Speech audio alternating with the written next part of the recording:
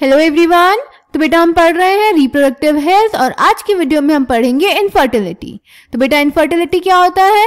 जब कोई couple 2 years तक अनप्रोटेक्टेड सेक्सुअल कोहैबिटेशन यानी सेक्सुअल इंटरकोर्स करता है बट फिर भी कंसीव नहीं कर पाता तो इस इनएबिलिटी को हम बोलते हैं infertility. So the inability to conceive or produce children even after 2 years of unprotected sexual cohabitation is called infertility. इसके बहुत सारे रीजंस हो सकते हैं, physical, congenital, diseases, drugs, immunological और इवन साइकोलॉजिकल भी। ठीक है। इंडिया में इनफर्टिलिटी के लिए जनरली फीमेल्स को ब्लेम किया जाता है जबकि most of the time problem male partner में होती है। Clear? Special health care units की हेल्प से इन डिसऑर्डर्स को ट्रीट किया जा सकता है बट उसके बाद भी बेटा बहुत सारे कपल्स कंसीव नहीं किए जाते तो उनको असिस्ट किया जाता है with the help of special techniques known as assisted reproductive technologies that is ART, जिनके बारे में अभी हम आगे पढ़ेंगे। ठीक है। So our discussion on reproductive health is incomplete without a mention of infertility. A large number of couples all over the world including India are infertile, that is, they are unable to produce children in spite of unprotected sexual cohabitation. The reasons for this could be many: physical, congenital, diseases, drugs, immunological or even psychological. In India, often the female is blamed for the couple being childless, but more often than not, the problem lies in the male partner. Specialized healthcare units, example infertility clinics, etc., could help in diagnosis and corrective treatment of some of these disorders and enable these couples to have children.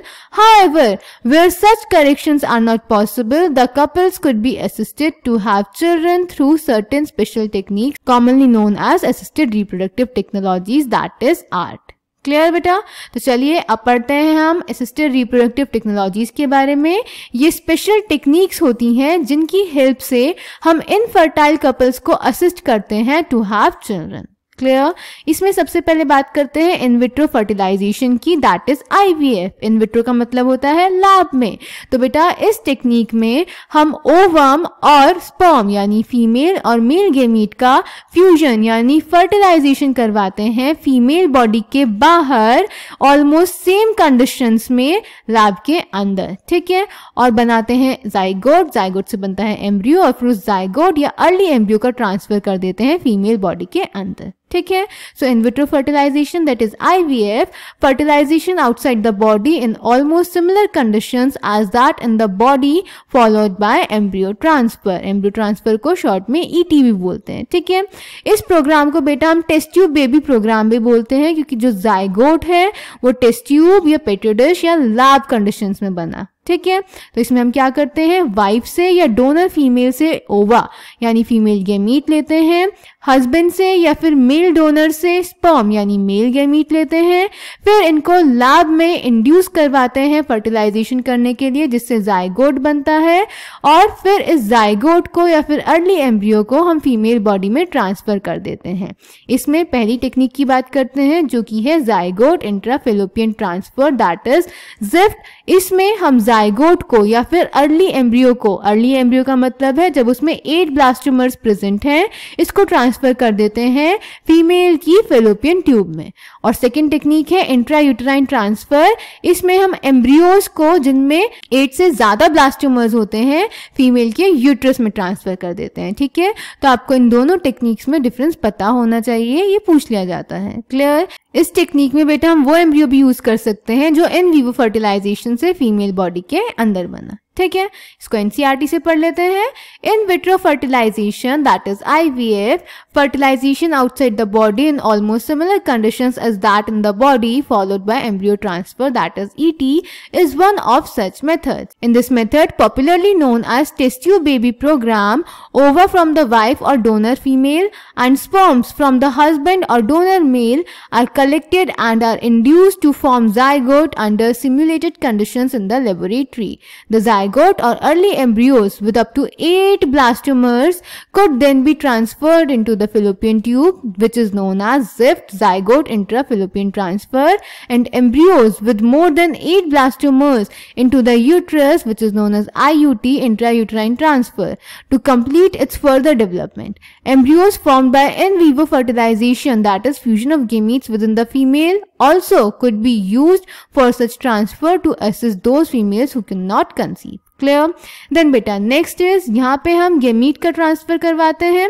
तो पहली technique है gamete intrafallopian transfer, that is gift. इसको हम use करते हैं ऐसी infertile females में जो कि ओवम फीमेल गेमीट प्रोड्यूस नहीं कर सकती बट फर्दर डेवलपमेंट के लिए सुटेबल एनवायरनमेंट प्रोवाइड कर सकती हैं। तो ऐसी फीमेल्स की फेलोपियन ट्यूब में हम डोनर फीमेल से ओवम लेके ट्रांसफर करवा देते हैं। So what happens in gamete intrafallopian transfer? Ovum from donor female is transferred into the fallopian tube of female who can not produce one but can provide suitable environment for further development. तो बेटा इस पे direct question पूछा जा सकता है कि एक ऐसी फीमेल जो कि एग प्रोड्यूस नहीं कर रही बट फर्दर डेवलपमेंट के लिए प्रॉपर एनवायरनमेंट प्रोवाइड कर सकती है, तो उसमें आप कौन सा ART मेथड यूज करेंगे? क्लियर?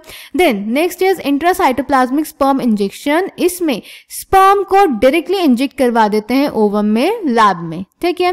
देन आर्टिफिशियल इंसेमिनेशन, ये उस केस में किया जाता है जब मेल पार्टनर इनएबल होता है इंसेमिनेशन करने में या फिर उसका स्पर्म काउंट इजेक्यूलेट में काफी कम होता है। तो ऐसे केस में हस्बैंड से या फिर हेल्दी डोनर से सीमेन लेके आर्टिफिशियली इंट्रोड्यूस करा दिया जाता है फीमेल वजाइना में या फीमेल यूट्रस में। अगर फीमेल यूट्रस में ट्रांसफर कराया जाता है तो उस टेक्निक को बोलते हैं intrauterine insemination, that is IUI। तो ये भी आपसे डायरेक्ट पूछ सकता है कि मेल का स्पर्म काउंट काफी कम है, तब आप कौन सी टेक्निक यूज करेंगे? क्लियर? NCERT से देख लें इसको। Transfer of an ovum collected from a donor into the fallopian tube, that is GIFT gamete intrafallopian transfer of another female who can not produce one but can provide suitable environment for fertilisation and further development is another method attempted. Intracytoplasmic sperm injection, that is ICSI, is another specialized procedure to form an embryo in the laboratory in which a sperm is directly injected into the ovum और फिर again इस embryo को transfer कर दिया जाएगा female body में। ठीक है बेटा। Infertility cases either due to inability of the male partner to inseminate the female or due to very low sperm counts in the ejaculates could be corrected by artificial insemination, that is AI technique. In this technique, the semen collected either from the husband or a healthy donor is artificially introduced either into the vagina or into the uterus, which is known as IUI, intrauterine insemination of the female. ठीक है बेटा।